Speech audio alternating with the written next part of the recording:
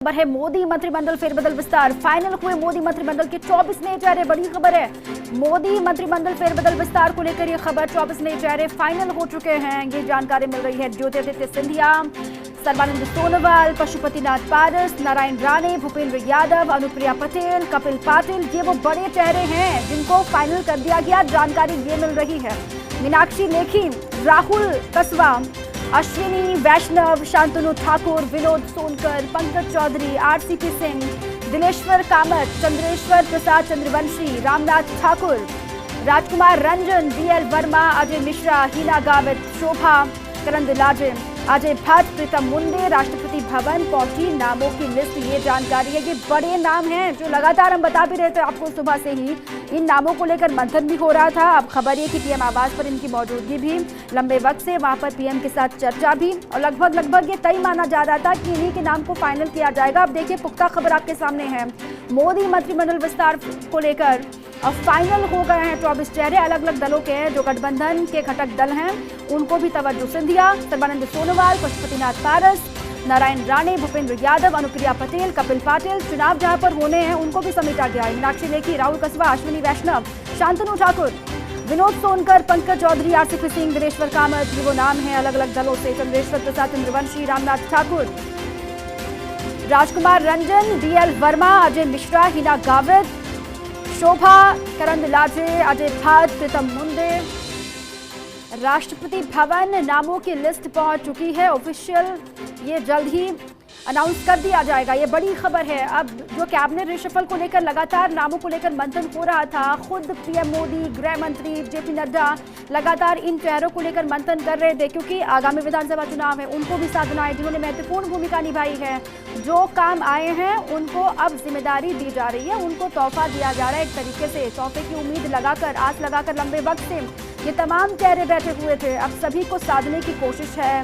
जातीय समीकरणों को भी साधा जाएगा, क्योंकि विधानसभा के चुनाव अगले वर्ष होने हैं 2022-2023 में, वो बहुत महत्वपूर्ण हो जाता है। अब ये तस्वीर भी आपको दिखा रहे हैं। खबर ये है कि नामों की लिस्ट जो है वो राष्ट्रपति भवन पहुंच चुकी है। कुछ देर के बाद या फिर हो सकता है शाम तक अनाउंस कर दिया जाएगा। फिलहाल ये बड़ी खबर आपके सामने है।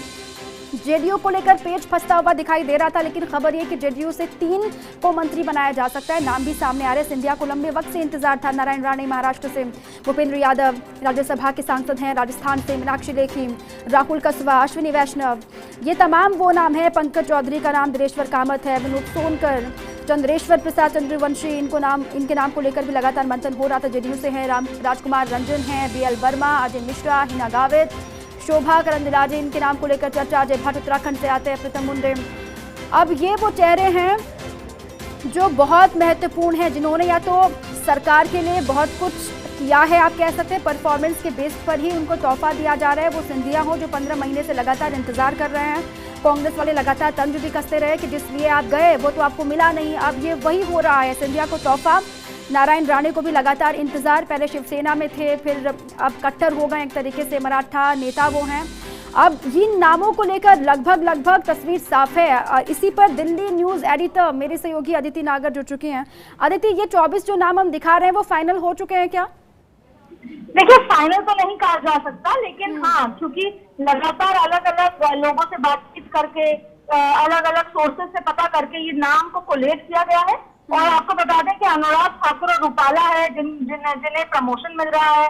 उसके अलावा राजस्थान की बात करें, पहले महाराष्ट्र की 4 नाम बता दूं आपको, नारायण राणे, भगत कराड, उसके अलावा कपिल पाटिल, भारती पवार। और राजस्थान से जो लगातार हम प्रयास कर रहे थे उसमें जो राज्यसभा सांसद हैं भूपेंद्र यादव, उनका नाम सामने है। अब उनका नाम आ रहा है। और इसके अलावा एक और नाम है जो कि आपके सामने है, वो भी लगातार दिल्ली में ही मौजूद है। हालांकि कल शाम तक वो कह रहे थे कि उनके पास फोन नहीं आया है, लेकिन राहुल कसवा का भी नाम इसमें सामने आ रहा है। और राहुल कसवा के नाम की पैरवी कई अलग अलग जगहों से आई है। हालांकि माना जा रहा था कि राहुल कसवा चूरू से है, और चूरू से ही प्रदेश अध्यक्ष जो है वो भी आते हैं। और इसके अलावा जो राजेंद्र राठौड़ है वो भी उसी इलाके से है। तो 3 लोग एक ही इलाके से पार्टी में किसी न किसी पोस्ट पे होना, वो अपने आप में एक सवाल जरूर है। लेकिन ये तमाम जो नाम सामने आया, और देखिए अभी लगातार जो बैठकों का दौर चल रहा है, कोई किसके घर मिलने जा रहा है, कोई किसके घर दिल्ली में,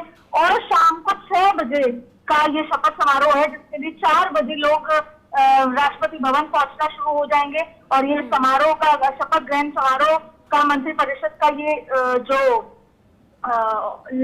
इनवाइट है वो भी अब सबके घर में पहुंच गया है। कई लोगों का टेस्ट भी हुआ है आरटीपीसीआर, क्योंकि वो वहां जा रहे हैं, जितने भी कर्मचारी हैं उनका टेस्ट हुआ है और अब ये नाम सामने आ गए हैं। बहुत लंबे समय से इंतजार था इस दिन का। राजस्थान से भी लगातार बहुत सारे नामों का कयास लगाया गया था, लेकिन ये भी समझना होगा कि अगर राहुल कत्वा को यहाँ पर लाया गया है तो क्या फिर किसी एक मंत्री का ड्रॉप होने की संभावनाएं हैं क्या? क्योंकि अगर राहुल कत्वा यहाँ पर है तो कई बार लगातार कहा गया था कोई एक और जाट मंत्री ड्रॉप किया जा सकता है, लेकिन पहले भी ऐसा हो चुका है कि 2 राजपूत मंत्री एट ए टाइम रह चुके हैं। तो ये भी हो सकता है कि 2 मंत्री यहाँ पर रहे, क्योंकि किसान को लेकर, जाटों को लेकर जो नाराजगी है उसको बैलेंस आउट करने की कोशिश है। लेकिन आप इस पूरे मंत्रिमंडल में ये जरूर देखेंगे कि किस तरीके से सोशल इंजीनियरिंग की गई है, किस तरीके से रिवॉर्ड भी लोगों को दिया गया है। युवा चेहरे आपको देखने को मिलेंगे, काफी सारे युवा चेहरे आपको देखने को मिलेंगे। तो बहुत सारी चीजें कुल मिलाकर जो सरकार के अभी तक काम आए हैं उनको तोहफा है, जो आगे काम आ सकते हैं उनको मौका है, हम ये कहें? बिल्कुल बिल्कुल, आप ये कह सकते हैं कि जो है आगे भी कई लोग। और देखिए सबसे ज्यादा बड़ी बात है कि सरकार के कामकाज से, बेहतर मंत्रालय के ऑपरेट होने से ही सरकार की जो चीजें हैं वो लोगों तक पहुंच पाती है। और अब चुनौती बड़ी है, उत्तर प्रदेश, उत्तराखंड की चुनौती है, और इसके अलावा और जो आगामी चुनाव है उनकी चुनौती है। तो उसमें सरकार और बेहतर प्रदर्शन करे और कई सीनियर लोगों को संगठन में भी लाने की कवायद है, जिससे कि संगठन बेहतर तरीके से काम किया जाए। यहाँ पे भूपेंद्र यादव जो संगठन में पर्दे के पीछे रहकर काम करते हैं, वो मंत्री अगर बनेंगे तो फिर संगठन में तमाम तरीके की बैठकें, प्लानिंग होती है। और उत्तर प्रदेश एक बड़ी चुनौती है। तो कौन कौन से ऐसे सीनियर लोग भी हो सकते हैं जो काम करें संगठन में आकर? तो पूरी सोशल इंजीनियरिंग, पूरी प्लानिंग के साथ ये मंत्रिमंडल आज शाम को किया जा रहा है। जी चलिए, ये वो नाम है जिनको लगभग ये कहा जा रहा है कि फाइनल होना तय है। लेकिन अदिति, इनका पोर्टफोलियो क्या होगा, इनकी प्रोफाइल क्या होगी, इसके लिए तो शाम तक का इंतजार करना होगा। कुछ भी कहना अभी तो पॉसिबल नहीं है।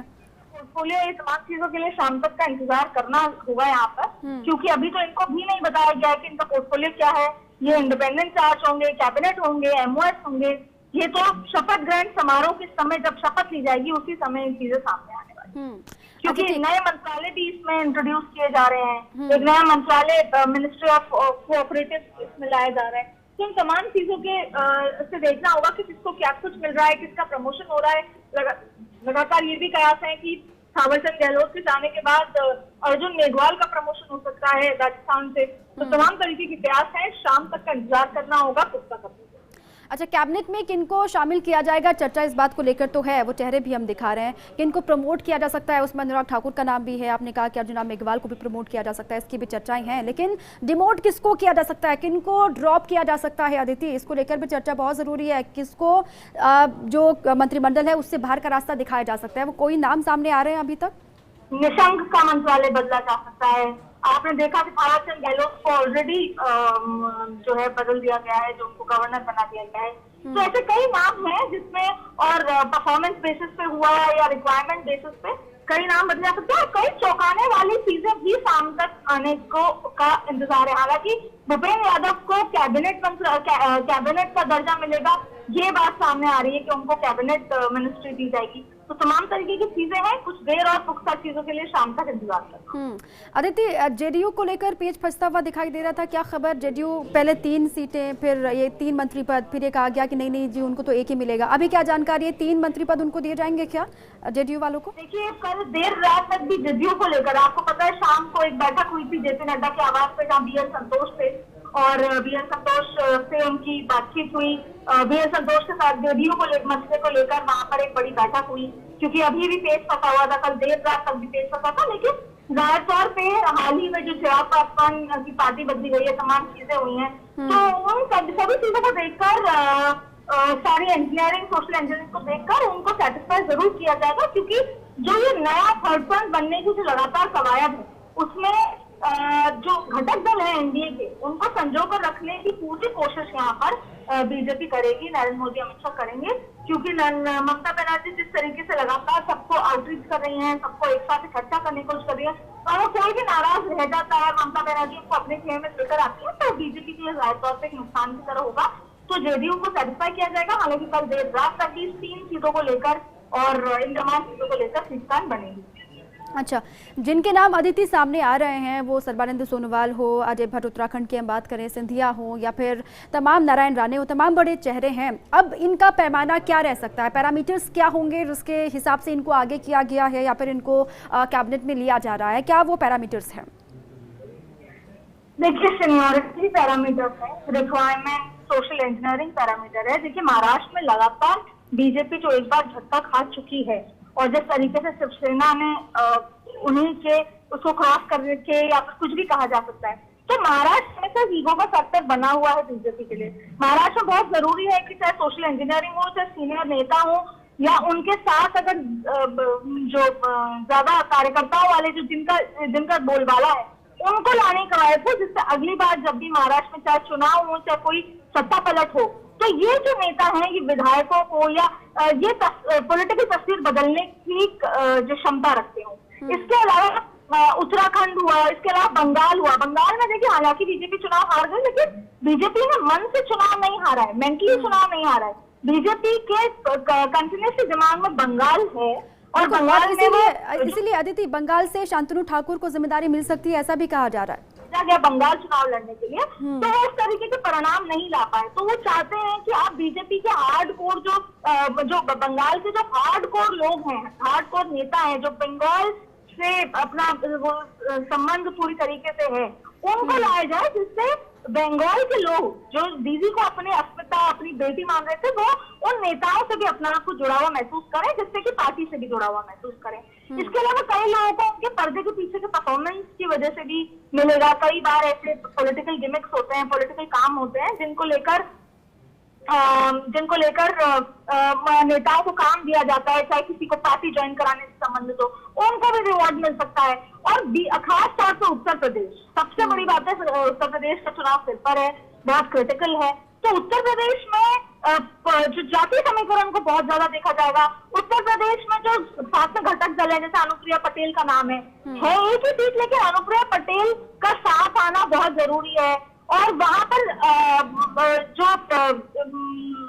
कृषि वाला जो अभी किसान आंदोलन हुआ, उससे जो इम्पैक्ट है, ब्राह्मण जो नाराज है, तो आप जब देखेंगे कि किस किस तरीके से नाम आए हैं, किन किसको शपथ दिलाई जा रही है, तो बहुत बारीकी से काम किया गया। आप ये देखेंगे कि जातीय समीकरण भी साधे गए हैं, और कई कई जगह नरेंद्र मोदी का साफ है कि वहां पर इंटेलिजेंट और जो जैसे काम बेहतर देने वाले लोग, जो इस सब्जेक्ट की नॉलेज रखते हो, उनको लाया जाए। इसलिए कई बार पहले भी ब्यूरोक्रेट, जो सीनियर ब्यूरोक्रेट हैं या सीनियर जो लोग हैं, उनको आज के हेल्थ मिनिस्ट्री नरेंद्र मोदी हाल ही में जब, और अगले 2 साल तक भी हेल्थ सेक्टर बहुत इंपॉर्टेंट रहने वाला है, तो उसमें अगर बदलाव देखने को मिलता है, तो कोई एक ऐसे व्यक्ति को दिया जाएगा जो हेल्थ की बारीकियों को समझता होगा, जो बहुत बेहतर तरीके से उसको समझता होगा, बूम लाएगा। देखिए, एग्रीकल्चर, ये माना जा रहा है कि एग्रीकल्चर नितिन गडकरी को दिया जा सकता है, क्योंकि एग्रीकल्चर में जिस तरीके से अनाज है, देखिए हमारा देश एक एग्रीकल्चरल देश है। वहां पे अगर किसान सालों साल, महीनों तक अगर सड़कों पे बैठा है, तो वो उसको ठीक करना जरूरी है। क्योंकि जब इंटरनेशनल मीडिया में भी बात जाती है कि कोरोना है, तमाम चीजें, लेकिन किसान सड़क पर बैठा है और किसान कंट्री है ये, तो ऐसे में हेल्थ, एग्रीकल्चर, ये वो सेक्टर्स हैं, फाइनेंस, ये वो जगह है जहां पर नरेंद्र मोदी का खासा ध्यान होगा कि किस तरीके से अब जो लोग आए वो रिजल्ट ओरिएंटेड हो, वो उस सब्जेक्ट की पकड़ लगते हो और वो कोई रिजल्ट दे। रेलवे में भी कोई बेहतर बदलाव होने की उम्मीद है, क्योंकि रेल, किसान, ये सारी चीजें इस देश की लाइफलाइंस हैं, और वहां पर बेहतर मंत्रालय चले, वहां पर बेहतर तरीके से रिजल्ट ओरिएंटेड काम हो। तो आपको किसी जगह तो रिजल्ट ओरिएंटेड लोग मिलेंगे, किसी जगह जाति समीकरण को साधने के लिए लोग को लगाया जा रहा है, और कई जगह उनको परफॉर्मेंस बेसिस पे लगाया जा रहा है। कई लोगों को इसलिए लगाया जा रहा है कि वो बोलते बहुत अच्छा है, उनको हो सकता है एमओएस दिया जाए, लेकिन जब उनको किसी अलग प्रदेश में चुनावी दौरे पे भेजा जाए, तो वो नरेंद्र मोदी की नीतियों को बेहतर तरीके से लोगों तक, कार्यकर्ताओं तक पहुंचा पाए। तो सबकी अपनी अपनी जो यूएसपी है उसको ध्यान में रखते हुए यहाँ लिया जाएगा और बहुत बेहतर तरीके से, बहुत ही बारीकी से यहाँ पर सोशल इंजीनियरिंग के साथ साथ, परफॉर्मेंस के साथ साथ हर एक चीज को और बात चातुर्य को भी देखते हुए लोगों को यहाँ पर रखा जाए। जी बिल्कुल। और एक युवा जोश भी दिखाने की अदिति कोशिश की गई है। जितने भी नाम हम देख रहे हैं मैक्सिमम युवा चेहरे हैं, उसमें मीनाक्षी लेखी है, सर्बानंद सोनोवाल हैं, उसके बाद अनुप्रिया पटेल हैं, तमाम ऐसे नाम हैं जो ये संकेत देता है कि इस पर भी फोकस किया गया है कि युवा जोश दिखाई दे मंत्रिमंडल में, और इसका भी ख्याल पूरी तरीके से रखा गया इस बार के रिशफल में। बिल्कुल, देखिए मेजर फोकस है एजुकेटेड प्रोफेशनल्स पे, पीएचडी जिसने की हुई है, एमबीएज हैं या पोस्ट ग्रेजुएटेड हैं और जिनका एडमिनिस्ट्रेटिव एक्सपीरियंस है अलग अलग राज्यों में। मैं यही बात समझाने की कोशिश करूँ कि बहुत बारीकी से और उसके अलावा सीनियर्स हैं जिन्होंने मिनिस्ट्री पहले रन कर चुके हैं, क्योंकि अब जब नरेंद्र मोदी 2024 के चुनाव में उतरेंगे तो उनके पास अपने काम के अलावा ज्यादा कुछ होगा नहीं, किसी के पास भी नहीं होगा। और नरेंद्र मोदी की नीतियां, नरेंद्र मोदी का काम, क्योंकि अब जिस तरीके से पेट्रोल के भाव बढ़ रहे हैं, ये है तो बहुत सारी ऐसी चीजें हैं जिसकी काट अब नरेंद्र मोदी को चाहिए। इसलिए मैंने आपको फिर कहा कि educated professional, PhD, MBA, PG जिससे की भी है, एडमिनिस्ट्रेटिव एक्सपीरियंस हो या बहुत लंबा एक्सपीरियंस हो मंत्रालय चलाने का, उसको हैंडल करने का, इसके अलावा यूथ को इंडक्ट करने में। देखिए नरेंद्र मोदी की जब से सरकार आई है 2014 से, तब से आपने देखा होगा कि हर दिन मंडे टू फ्राइडे आप मंत्रालय काम कर रहे हैं, सैटरडे संडे आप अपने कॉन्स्टिट्यूएंसी में जाकर काम कर रहे हैं। तो ये 24 घंटे की काम है, एक बार ये नहीं है कि मंत्री बन गया आराम हुआ। तो बहुत रिजल्ट ओरिएंटेड, आपको सोशल मीडिया में भी एक्टिव होना है, आपको अपने मंत्रालय की बारीकी चीजें पता होनी चाहिए, बैठकें होंगी, आपको संगठन में भी उतना एक्टिव होना चाहिए। और जो एवरेज लोग हैं जिनका एज कम है, जो बहुत ज्यादा नहीं ट्रैवल कर सकते, हो सकता है उनको संगठन या दूसरे तरीके के काम दिए जाए या उनको उनका मंत्रालय बदला जाए। उसके अलावा बुंदेलखंड, पूर्वांचल, क्योंकि उत्तर प्रदेश चुनाव है, वहाँ के लोग और कास्ट समीकरण को भी देखा जा रहा है, महाराष्ट्र में भी कास्ट समीकरण को देखा जा रहा है, और स्मॉलर जो कम्युनिटीज हैं उनसे भी लोगों को लिया जा रहा है जिससे एक मैसेज दिया जाए, और उनमें भी उनको लिया जा रहा है जिनका एक बेहतर बैकग्राउंड है, जिनको काम या जिनमें वो सारी क्वालिटीज हैं जो एक बेहतर सरकार में काम करने वाले की हो। लेकिन स्मॉल कम्युनिटीज के लोगों को भी इसके अलावा सारी तरह की चीजों को देखा जा रहा है। कईयों की प्रेजेंटेशन लिया, फीडबैक लिया गया है, और ये तमाम चीजें हैं, तो बहुत बारीकी से फोकस किया जाए। बिल्कुल। और अदिति देखिए, क्योंकि विधानसभा चुनाव को तो नाप तोल करके फैसला लिया ही जा रहा है, फूक फूक करके कदम आगे बढ़ाया जा रहा है, हर पैमाने को देखा जा रहा है, हर लिहाज से जो बेहतर है उनको मौका दिया जा रहा है। उसमें विधानसभा के चुनाव क्योंकि 2024 पर नजर है सरकार की, इसको भी नकारा नहीं जा सकता, जैसे कि आप भी बार बार कह रही हैं।